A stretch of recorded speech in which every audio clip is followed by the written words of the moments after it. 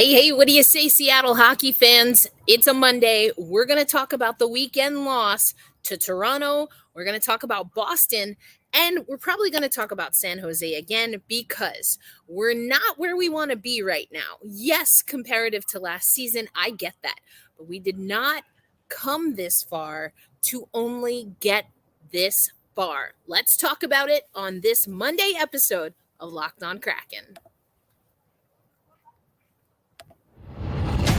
You are Locked On Kraken, your daily podcast on the Seattle Kraken, part of the Locked On Podcast Network, your team every day. We are the Seattle Kraken.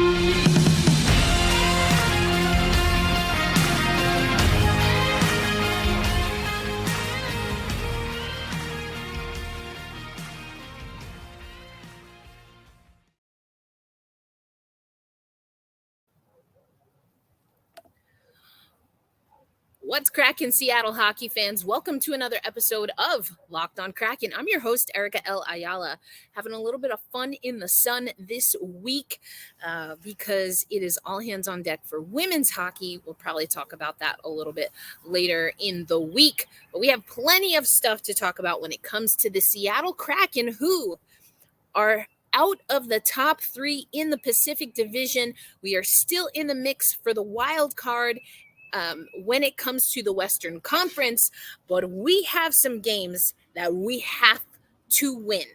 And we have to win them because we didn't win games that we should have won. Hence why I'm probably going to talk about San Jose, including the fact that they're in the news cycle, or kind of, I guess, more so the New Jersey Devils are in the news cycle because of a trade they made with San Jose. Anyway, I digress. Last night, the first ever Seattle Kraken captain gets the scoring started for the Toronto Maple Leafs, which was then just all Leafs after that. That's right.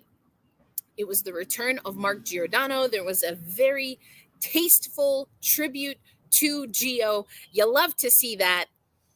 I love, generally speaking, to see goals from defenders. I can't say, though, that I enjoyed that one from Gio, especially because that was just the beginning.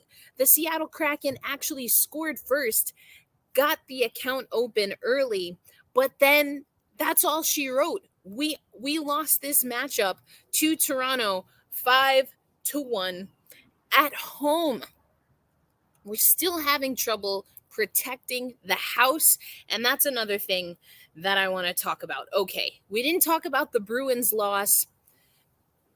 I watched that game. I watched it again. And the Boston loss was a tough pill to swallow.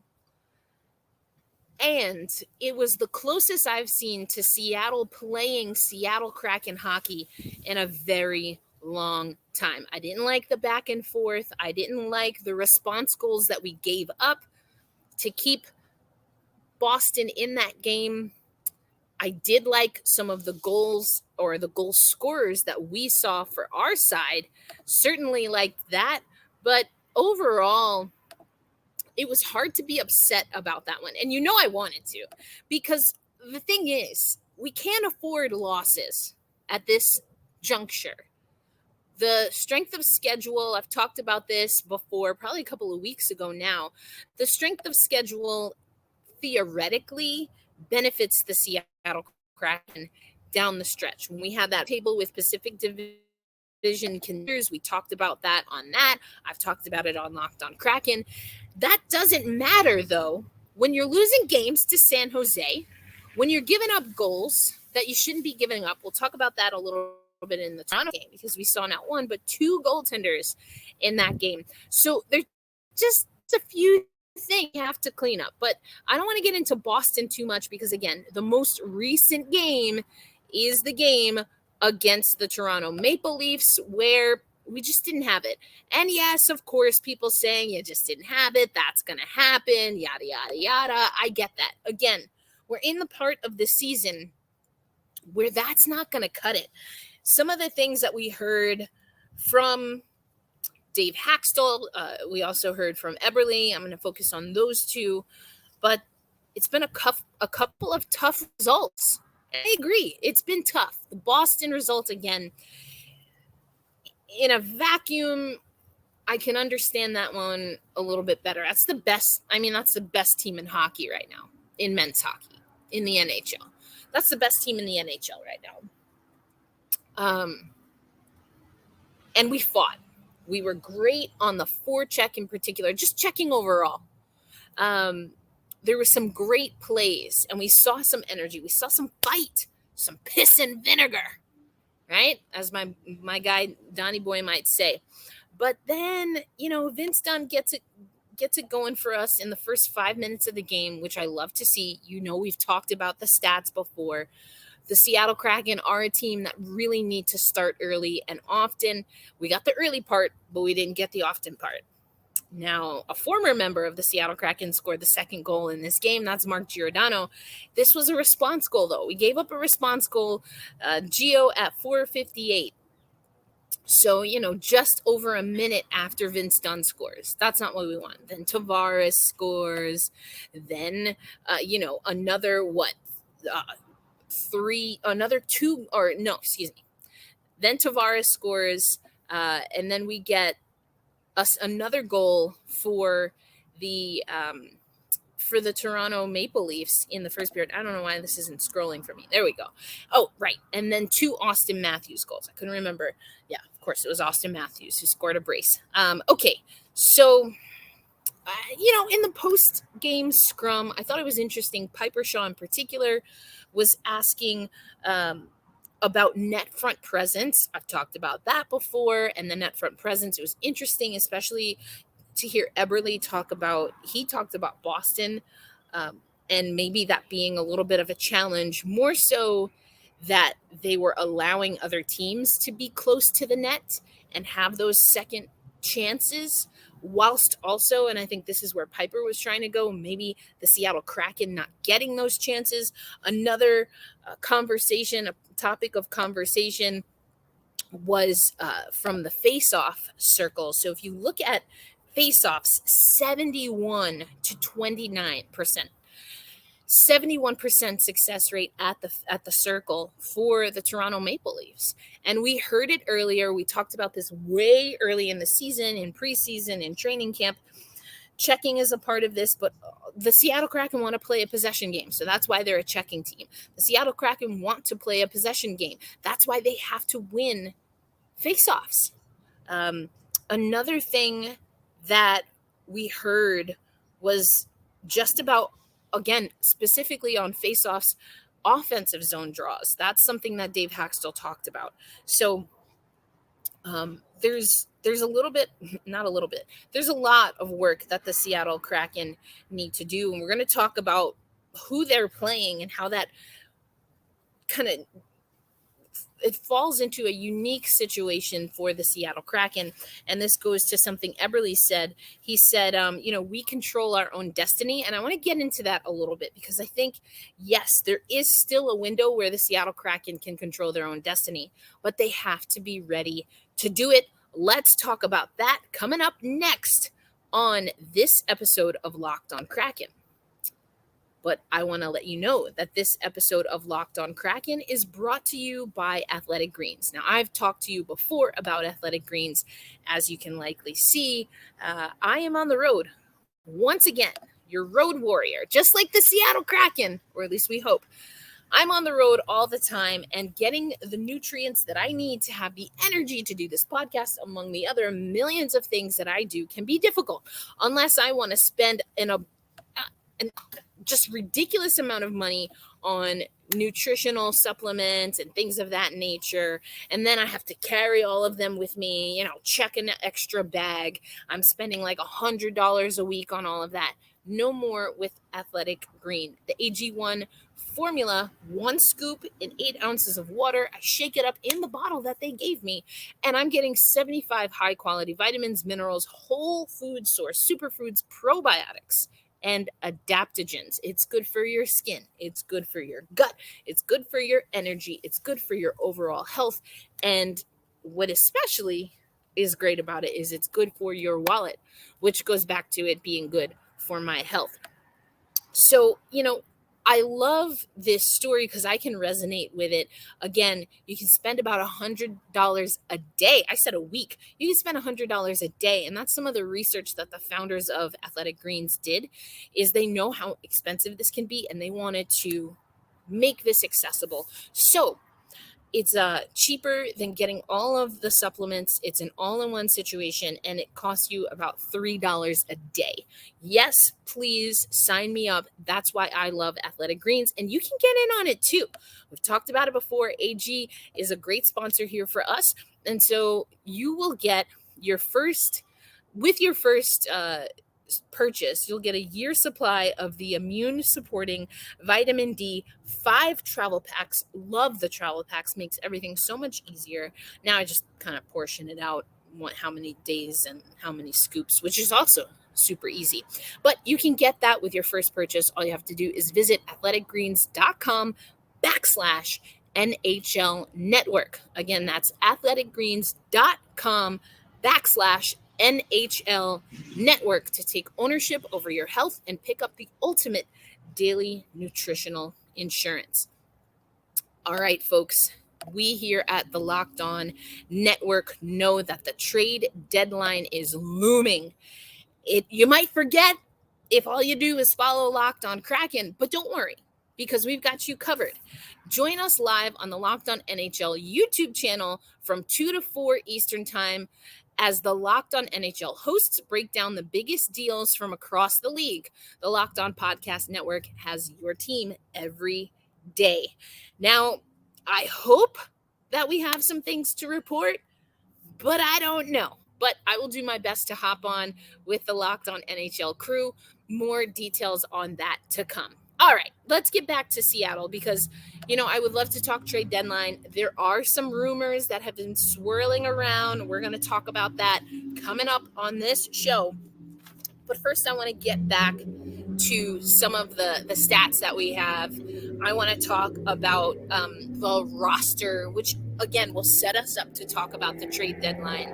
But we know we have some injuries. Every team's dealing with that. I mean, if you don't listen to Locked On NHL, there was a great episode about Colorado and what they've been able to do, even knowing that they have injuries. So we need a little bit of that. We need a good dose of that. Anyway, I want to talk about time on ice, especially as it pertains to Jesper Froden, because we've seen that he's been getting a decent enough amount of time, and that he hops on that second line.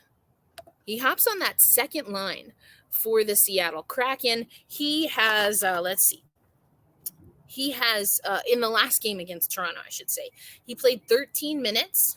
Now, that's not up there per se, relative to some other players, but just to give you an idea, he has his time on ice. This is Jesper Froden, who we recalled from Coachella Valley. He has 13-16 time on ice against Toronto. Eli Tolvanen, who is someone we picked up off of waivers from Nashville. We're going to talk about Nashville. 13:04 minutes against Toronto. Donato at 11:01. Tanev 9:39. And Geeky at 8:43. So we already see Jesper Froden getting more minutes than those players, which I find interesting. Now, Dave Haxtell, and we talked about this before on the show, when we brought Jesper up, he reminded people he's not new. He's not a new kid. He's not a young kid. He's been in the NHL now, granted, not for a long time, but he's had some NHL exposure. And there's some faith and some trust that the Seattle Kraken are putting into Jesper Froden. But the reason I wanted to talk about Froden, because he's a new addition to this roster, into this lineup. We see that he's getting more minutes than Tolvanen, Donato, Tanev, Geeky. Sprong was a healthy scratch. So I think that second line for the Seattle Kraken, we're still trying to figure things out. with the injuries, with Burakovsky back, with Burakovsky out, he was seen at practice, but not on the ice. With Burakovsky out, with a few other players just not really connecting the way we would like them to, Jesper Froden is an interesting choice. Now, why this sets us up for the trade deadline is because, I have held fast and I have stayed true that the Seattle Kraken need to figure out what they're going to do as far as playing elite level defense. I still believe that. And again, if you listen to Locked On NHL, and maybe it was, either way, it was Gil. It was either on the Locked On NHL show or the Locked On Islanders show. Gil Martin talking about loading up defensively is usually what teams want to be able to do, or make sure they have enough healthy D if they're going into a playoff run. Do we have that right now? Whether they're healthy or not, do we have what we need defensively to make a playoff run? I think the answer is no. I've been saying that for almost 2 seasons now. So when it comes to the trade deadline, I think you know what I want to see. That being said, looking at how we're using some of the newer additions on the forward lines, looking at what we're seeing from Tanev and Geeky and Sprong right now, is there a forward out there that can bring some energy to this lineup? Because we just lost to Toronto 5-1. We got it was a shutout. I don't know. It left my memory. We lost to San Jose. We need offense and we need defense. And yes, goaltending is still an issue. So I'm having difficulty figuring out what I want the mood of this episode to be, because I'm starting to get into my are we doing enough phase. Are we doing enough? Is Ronnie Francis doing enough? And I have to temper my expectations just a little bit, because I've told you I don't think we're going to do much at the trade deadline. And, this is not a Dave Haxtell decision. I would hope for his sake that he's having conversations with Ron Francis. But after the Toronto game last night, Dave Haxtell, of course, was asked about the trade deadline. Of course, he said that's not his decision. I'm paraphrasing. And of course, he said, we have confidence in what we have in the locker room. Eberle kind of re-emphasized that in his media availability in the scrum as well. I'm not saying it means we're not going to do anything. I definitely don't think that we're going to do enough. I think there are a lot of reasons for that, including that we arrived a little bit earlier than schedule. In my opinion, what are we going to do? Regress? We don't want to regress. We cannot regress. If this is where we're at, then we have to catch up, baby. Because if you're telling me the ultimate goal is getting a championship and now you're complaining about being a contender earlier than you thought, figure out the money, baby. Figure it out. So again, I'm a little bit all over the place. I'm trying to be patient, but there's like this nagging feeling that we're not going to do enough. And things move fast. We see what the New Jersey Devils, for example, are doing. We had Trey on the show, and he was like, I don't know, it's not looking great. They're on like a 10, 12 game skid while he was home. And now all of a sudden, they're a contender for real. So things move fast. And I think we've seen a plateau for the Seattle Kraken. So are we going to ride this, descending wave? Are we okay with that? I don't know. Can you hear that I'm very conflicted? I feel like I hopped on like a little bit of a soapbox, a little bit of a rant there, but I'm of too many minds right now when it comes to the Seattle Kraken. I'm trying to be patient. I'm trying to remind myself that I kind of anticipated that we wouldn't do much, but then it's like you have to carpe diem, seize the day. Seize the day. I hope, this is truly what I hope, that we don't look back. I mean, hindsight 2020, right? I just think it would be a mistake for us to look back at what we were able to accomplish season to season and to regret not being just a smidge more aggressive when it comes to the trade deadline and making moves. And I think the Seattle Kraken could probably make some moves. I mean, some of these trades, it's like one player for like 8 prospects. We have, or draft picks, excuse me. We have draft picks. We have the picks. Maybe we're not where we want to be salary cap wise or like, cash in hand, but we have picks. And you can only hoard them for so long, right? I don't know. Anyway, we've got more to get to in this episode. An important game against St. Louis coming up. We've got Detroit coming up. Who else do we have? Oh, Columbus coming up. And then I mentioned Nashville. We got to watch out for Nashville because we are no longer in a situation, at least as of right now, at this episode, we can't only focus on the Pacific Division. We have lost that right. I predicted this. I felt that Edmonton was on a really nice streak. Go watch the Roundtable episode if you haven't already. I talked about it. Game recognized game. Okay? Game recognized game. I still do think the Seattle Kraken have a chance to be one of the representatives from the Pacific Division, but we have to put in the work. Are we willing to do that? And that does mean from you too, Ronnie Francis. What do you got for me? The Wizard. I want to see some magic. I don't know. Am I asking for too much? Let me know. Am I asking for too much? Are you with me on this, or am I getting ahead of myself? Am I the one who's on the wrong timeline? I don't know. Let me know in the comments. We're going to talk about that, the schedule, the standings, a little bit more. First, I got to tell you, though, about Built Bar. Now, I told you about Athletic Greens, and that's the way that I, again, get all of that good supplements in there. But for protein, for energy, I love that I can travel with Built Bars because it's a protein bar that tastes delicious. Don't know how they do this. It's covered in 100% chocolate. It's got flavors like peanut butter brownie, coconut almond, while only being 130 calories, 4 grams of sugar, which is critical because I love sugar. And then 17 grams of protein, which you need to refuel your body. And I'm always on the go. I always need to refuel. That's why I love Built Bar. And we've told you to go to Built.com to get your favorite flavors. You can still do that. But also, you can go to Sam's Club, get a 13-bar box. You can go to Walmart and get a 4-bar box. So they're out in the wild now. We're not new. We're true to Built Bar.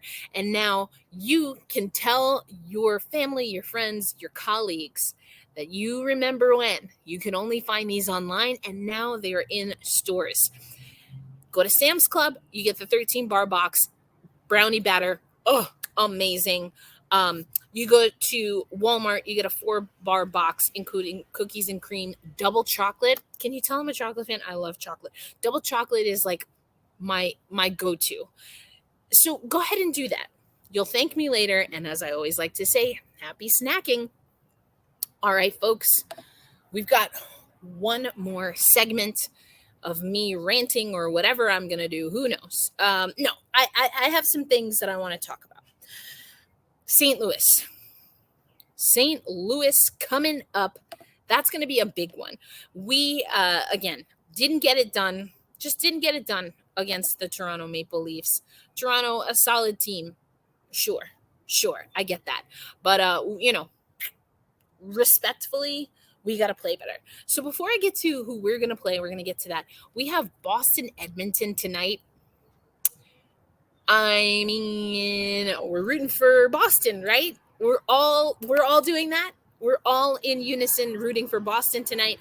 You've got Vancouver playing Dallas. Now that's a little bit of a toss-up. I guess we're rooting for Vancouver. That seems weird. I think we just let that one go where it's going to go.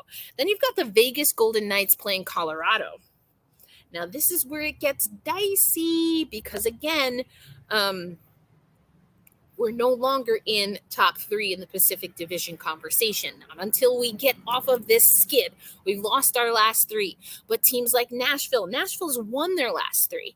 And again, we have to take a look at these standings because the Seattle Kraken now have to keep an eye on Colorado. We have to keep an eye on Nashville. We have to keep an eye on Winnipeg. Winnipeg is the real team. As a matter of fact, Winnipeg is ahead of us in the wild card. So we are the first ones out, as they say, in, if we were talking the basketball and the craziness that happens next month. We're the first one out. If we don't start winning, if other teams start surging, we are the first ones out. The first ones in would be Calgary, followed by Nashville, followed by St. Louis.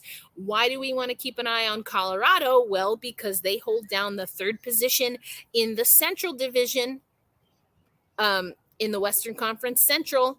Also, I mentioned Dallas. They're number 1, Central Division. We have to keep an eye on those teams. And then you've got St. Louis. They're at 57 points. We play them tomorrow. We have struggled with teams that we should be neck and neck with. We have struggled to play teams that we absolutely should beat without even thinking about it. So to say that I'm nervous, come on. There are a lot of things that I'm a little bit concerned about. But I want to go back to something that Eberle said. Again, I said it earlier. We control our own destiny. And he also said we have to find a way to get back to our game. I've been saying this I feel like it's been at least a couple of weeks. Get back to Kraken hockey. Get back to Kraken hockey. We saw it in Boston. Didn't work out. That's why, again, I have trouble critiquing that one because I did think we got back to our game. It's just Boston's a really good team. That's probably the 2 Boston games, those are playoff caliber performances, in my opinion, from both teams. Well, certainly from Boston in the second game, but from Seattle in both games. And that's because we stuck to what we do. That's it. Talked about Jesper Froden. We talked about net front presence. We talked about Nashville. These are all things. There's a lot that we have to focus on as Kraken fans. And that's not even getting into where we are with Drieger. That's not even getting into the trade rumors about Carson Soucy. He did draw in against Toronto. He has been a scratch. We saw that, why am I blanking? We saw that Megna has come in a time or two. So I don't know. Again, rumors are weird around this time of the season in particular, but I know a lot of people were really upset with Carson Soucy earlier in the year. I don't know how many of those people happen to be in the front office of the Seattle Kraken, but Carson Soucy definitely takes penalties that make me want to pull my hair out at times.